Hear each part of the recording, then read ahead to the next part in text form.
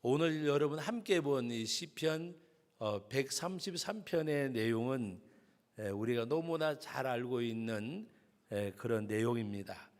오늘은 이 시편 133편을 다윗이 고백하게 된 동기가 어디에 있는가? 바로 이 시편 133편을 고백하게 되는 그 배경에 대해서 오늘 말씀을 나누려고 합니다. 사울 왕이 아말렉 군대와 전쟁에서 하나님이 함께 해주셔서 전쟁에서 승리하게 되는데, 하나님은 전쟁에 출정하는 사울에게 부탁을 했습니다. 내가 아말렉 군대와 전쟁할 때에 승리하게 될 때에 그 왕으로부터 모든 사람들 다 진멸하라고 말씀을 하셨습니다. 우리가 그렇게 볼 때는 하나님이 무자비하시구나라고 생각할 수 있지만, 그런 의미가 아니라 이스라엘 백성들을 괴롭히는 악의 세력을 하나님은 깨끗하게 정리를 하기 위해서 말씀하신 거예요. 그런데 이 사울 왕이 전쟁에 나가서 승리하게 됐을 때에 하나님의 음성은 잊어버리고, 백성들이 이렇게 우리가 전리품을 취했는데 소나 양이나 기름진 것들은 잡아가지고 가고 하나님 앞에 가서 제사 드리면 되지 뭘 그러느냐 하니까, 사울이 아각 왕을 살려가지고 사로잡혀 오고 수많은 우양을 전리품으로 챙겨가지고 왔습니다. 그때 하나님 앞에 사무엘이 나가실 때에 하나님께서 말씀하십니다. 이 울음소리가 무슨 울음소리냐? 사무엘이 하나님께 고하기를 사울 왕이 이렇게 해가지고 온 것입니다. 근데 하나님이 뭐라고 말씀하셨는가 하면, 이유가 뭐냐 그러니까 하나님 앞에 제사한다고. 근데 실제 마음은 뭐예요? 제사는 핑계고 전리품을 챙겨가지고 온 거예요. 하나님께서는 노하셔서 하신 말씀이, 여러분 우리가 이 말씀을 매우 이렇게 좀 엄중하게 받아들여야 돼요. 이 순종과 불순종의 차이가 무엇인가를 보여주고 있어요. 그때 하나님께서는 사무엘 선지자에게 내가 이미 사울을 버렸노라 그랬습니다. 사울이 왜 버림을 받았느냐? 하나님의 앞에 순종하지 아니함으로. 그리고 하나님께서 말씀하시기를 내가 이미 사울을 버렸노라고 말씀을 하실 때에 바로 사무엘 선지자를 통해서 다른 왕을 세울 것을 말씀을 하셨습니다. 그렇다고 사울 왕이 지금 권좌에서 물러난 것도 아니에요. 근데 하나님은 나는 이미 사울을 버렸다는 말은 나는 사울과 함께하지 않는다는 말씀이에요. 그리고 내가 이제 다른 사람을 채워서 기름을 붓겠다. 그래서 사무엘 선지자에게 이새의 아들들 가운데서 기름 부어 세우라고 말씀하셨습니다. 그래서 이새의 집에 사무엘 선지자가 갔을 때에 이새가 자기 아들들을 다 불러 모았어요. 그리고 목장에는 누구를 남겨두었느냐? 다윗을 남겨두었어요. 여러분, 이것은 무엇을 말씀합니까?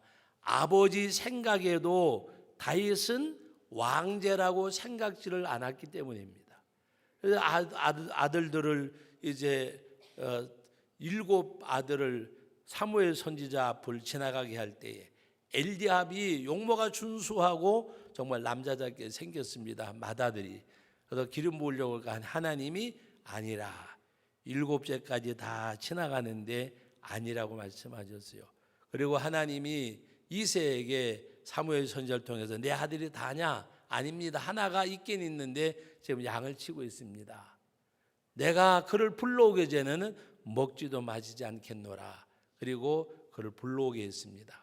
다윗이 문을 열고 들어서는 순간에 하나님이 사무엘 선지자에게 바로 내 마음에 합한 자라 말씀을 하시고 그에게 기름을 부을 것을 말씀하셨습니다.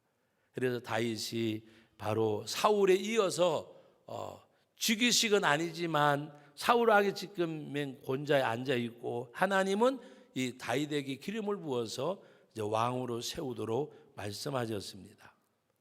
바로 그 기간이 얼마가 걸렸는가 하면은 10년이라는 세월을 지나가는 동안에 사울은 어떻게 하든지 다윗을 자기 앞에서 죽이려고 생각을 했습니다. 블레셋 군대가 쳐들어왔을 때에 전쟁을 하러 나갔는데 골리앗이 나타나니까 사울 왕도 모든 군사들도 벌벌벌벌 떨고 있었습니다.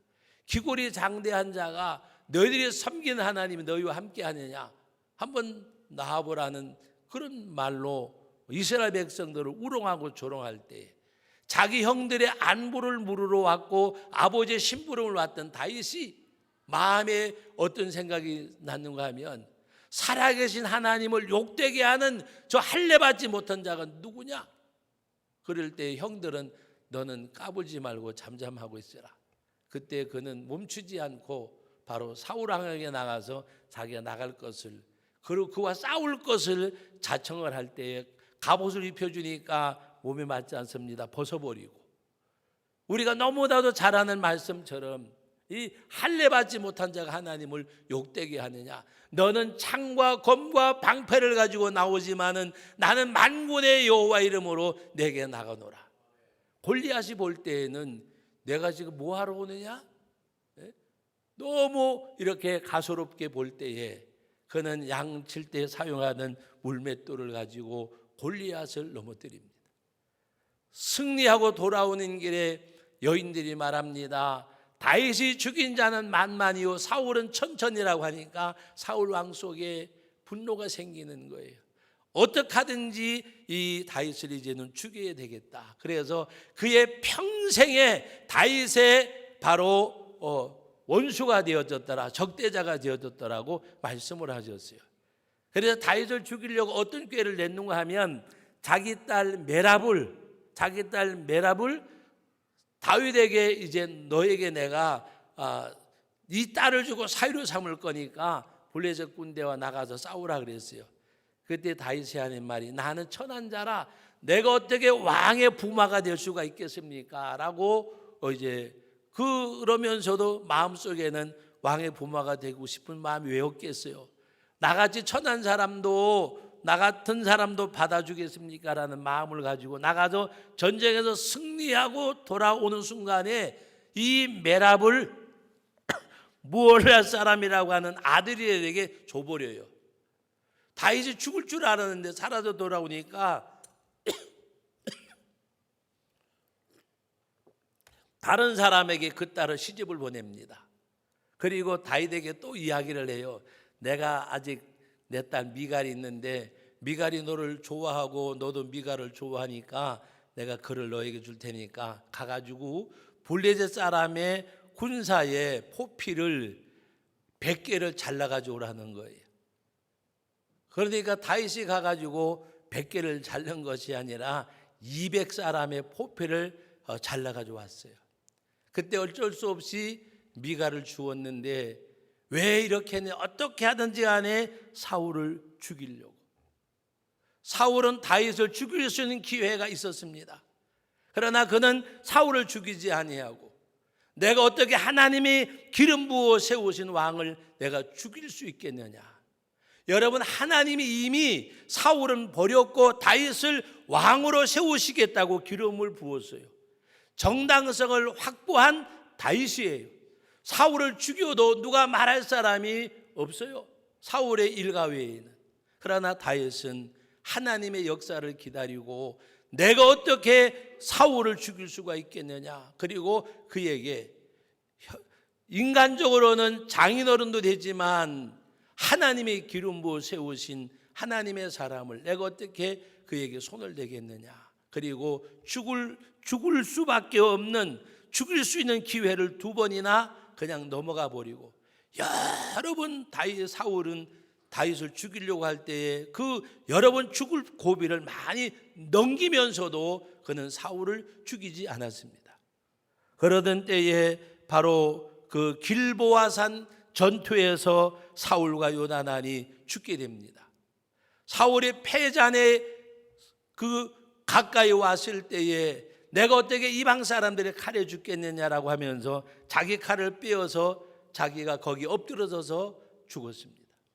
요나단도 죽임을 당하고 그때 이스라엘 백성들 가운데 유다 지파가 다윗에게 와서 우리의 왕이 되달라 그래서 유다 집 한 지파의 왕으로 7년 6개월 동안 한 지파의 왕이 되어줬고, 바로 그 사울의 아들 이스보셋은 바로 넬의 아들 아보넬이라고 하는 군대 장관이 11지파를 모아가지고 사울의 아들 이스보셋으로 왕을 세웠어요.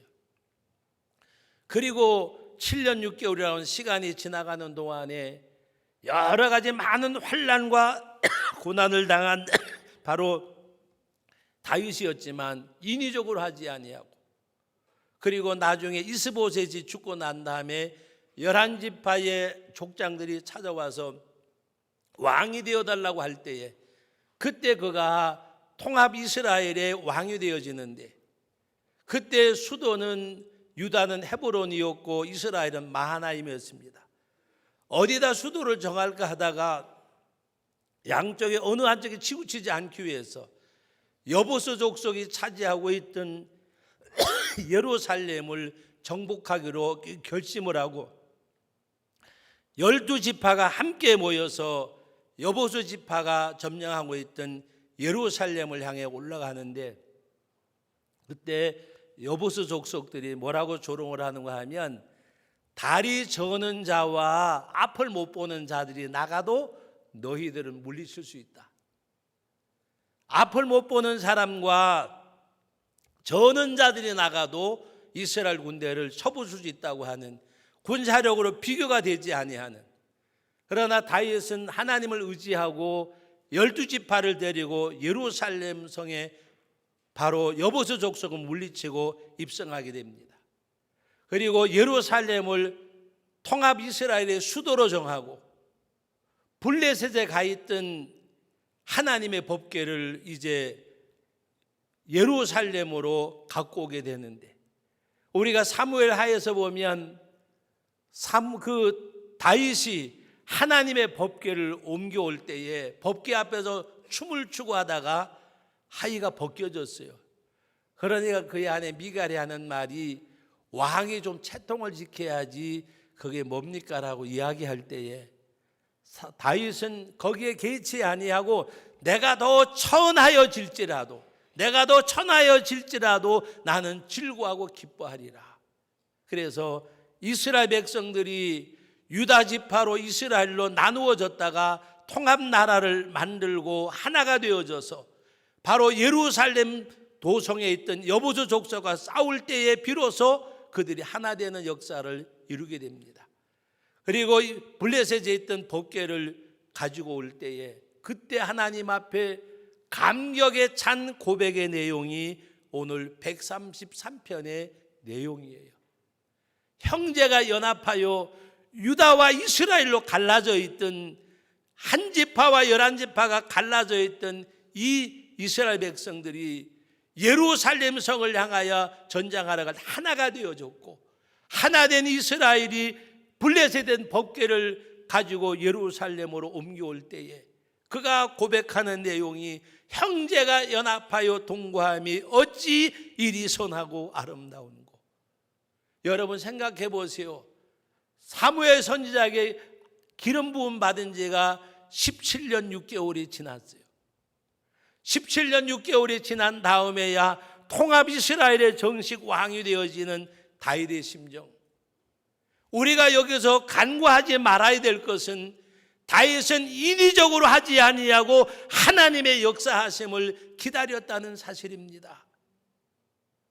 얼마든지 정통성을 갖고 있는 자신의 위치였지만은 사울을 죽이지 아니하고 하나님의 역사, 하나님의 뜻을 기다린 17년 6개월의 세월 속에서 수많은 어려움을 겪으면서도 오직 살아계신 하나님의 능력과 그 역사를 의지하고 나가는 다윗.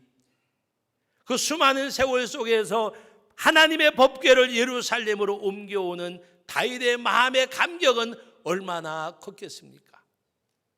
사랑하는 우리 성도 여러분, 우리가 이 땅에서 가장 큰 감격은 구원의 감격입니다. 구원의 감격.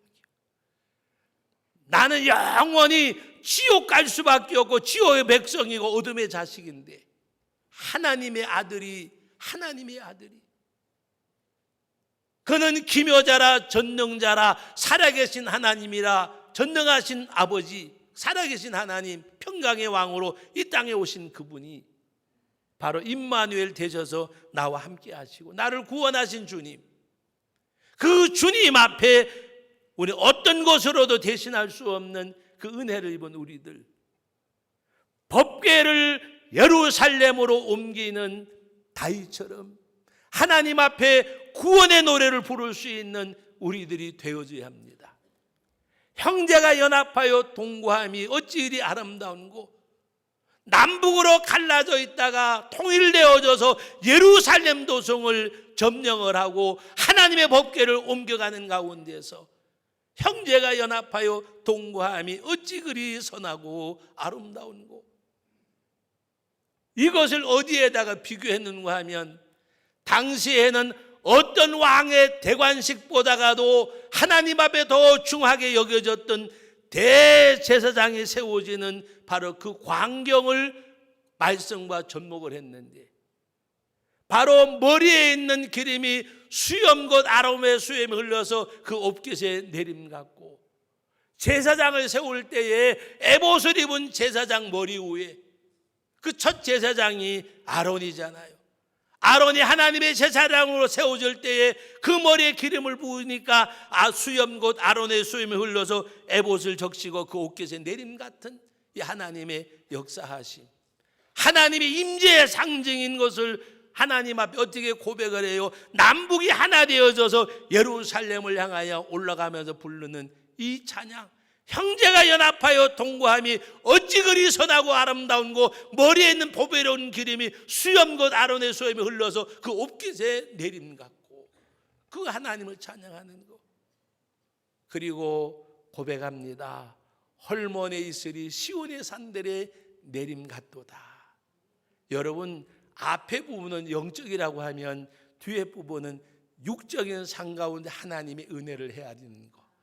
헐몬산은 해발 2800m, 1년 12달 백설이 산을 돋고 있는데 거기서 눈이 녹아서 내리는 가운데 바로 갈릴리 호수를 이루고 요단강을 이루고 사이로 흘러내려가는 그 역사.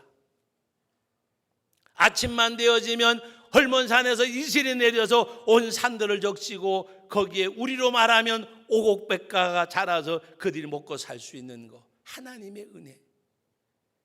영적으로도 육적으로도 그가 고백하는 내용은 하나님의 은혜. 형제가 연합하여 동거함이 어찌 그리 선하고 아름다운고.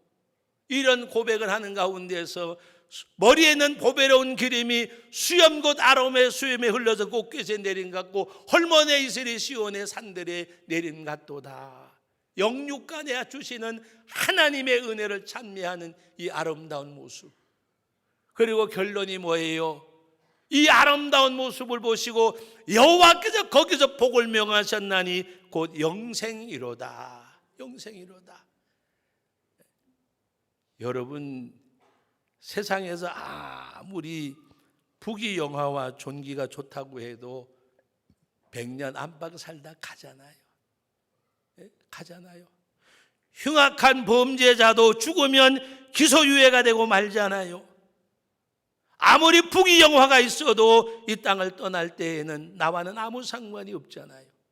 우리에게 중요한 것은 영원한 생명. 예수님께서도 마태복음 6장에서 팔복을 말씀하시면서 그리고 6장에 넘어서 말씀하실 때에 너희 보물을 하늘에 쌓아두라. 영원한 살 곳에다가 쌓아두라는 말씀을 하셨어요. 좀과 동록이 쓸지 아니하는, 토적이 없는. 오늘 다윗은 여호와께서 거기서 복을 명하셨는데 곧 영원한 생명, 영생이로다. 구약 성경에 복음에 의거한 영원한 생명에 대한 그 말씀은 오늘 시편 133편의 말씀이 유일합니다. 다른 서는 곳에 영생이라는 말이 있지만 그런 의미의 영생이 아니에요. 오늘 저와 여러분들이 오늘 이 아름다운 찬양, 이 찬양이 뭐라고요? 남북 통일 북방 이스라엘, 남방 유다가 하나 되어져서 예루살렘 도성을 하나님의 도성으로 이루고 하나님의 법궤를 그리로 옮겨가면서 부르는 이 찬양. 언젠가는 우리나라 남북이 통일되어져서, 제가 지난 24일 날 C채널 가서 인터뷰를 하는데 뭐라고 이야기하는가 하면, 평양의 봉숙교회 가서 예배드렸고 그리고 칠골교회 방문하셨는데 남북 성도들이 함께 모여서 예배드릴 그날을 어떻게 생각하냐고 그러더라고요. 사랑하는 우리 성도 여러분, 하나님이 우리와 함께 하실 때에, 하나님이 역사하실 때에, 제가 그랬어요. 시간적 개념이나 괴리적인 거, 우리는 자꾸 어떤 것을 가지고 논하지만은 하나님이 역사하시면, 하나님이 하시면, 하나님이 이루시면, 오늘 여기 북방 이스라엘, 남방 유다가 하나 되어져서 예루살렘 도성을 향하여 하나님의 법궤, 하나님의 임재의 상징을, 하나님의 임재하심을 고백하면서 여호와께서 거기서 복을 명하셨나니 형제가 연합하여 동거함이 어찌 그리 선하고 아름다운 고. 믿음은 바라는 것들의 실상이라고 했습니다. 남북교회가 하나 되어져서, 남북교회가 아니라 남북에 있는 성도들이 하나 되어져서 그 하나님을 찬양하고 그 하나님의 이름을 부르는 그날이, 평양 봉숙교회에서 예배드리고 나오는데 그날 저녁에 어떤 분이 그런 얘기를 하더라고요. 목사님, 주일날만 되면 봉숙교회 주일을 맴도는 사람이 평일날보다가 2, 3배가 많대요. 그러면 하는 얘기가, 목사님 무엇을 얘기하는 걸까요? 그러는 거예요.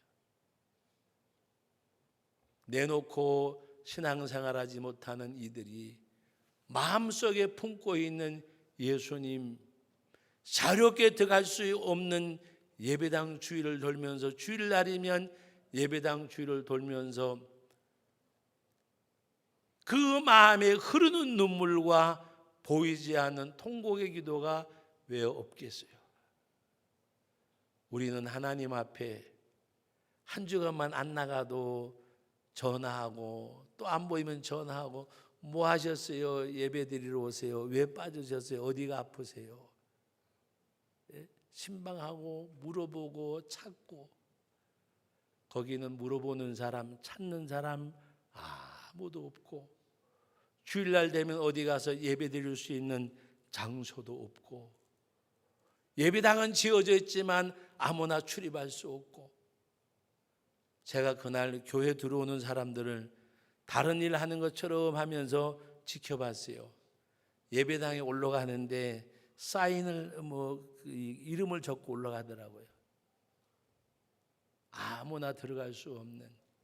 그러나 그 예배당 주일을 맴도는 그들의 마음은 얼마나 하나님 앞에 애달프겠어요. 하나님이 역사하셔서 남북의 성도들이 하나 되어져서, 바로 오늘 다윗이 불렀던 이 시편 133편의 이 찬양, 형제가 연합하여 동거함이 어찌 그리 선하고 아름다운 고. 북방 이스라엘, 남방 유다가 하나 되어져서 하나님의 성호를 찬미하는 그날이 이 나라 이 민족에게도 이루어져서, 정말 하나님 앞에 제사장을 세우는 것처럼, 헐몬의 이슬이 시온의 산들에 내린 것처럼, 거기서 여호와께서 복을 명하셨나니 영생이라고 말씀하신 이 고백의 찬양이 오늘 하나님을 예배하는 저와 여러분들의 입술에 담겨진 마음의 고백이 되어지는 찬양이 되기를 주의 이름으로 축복합니다. 거룩하신 하나님, 은혜와 사랑을 감사드립니다.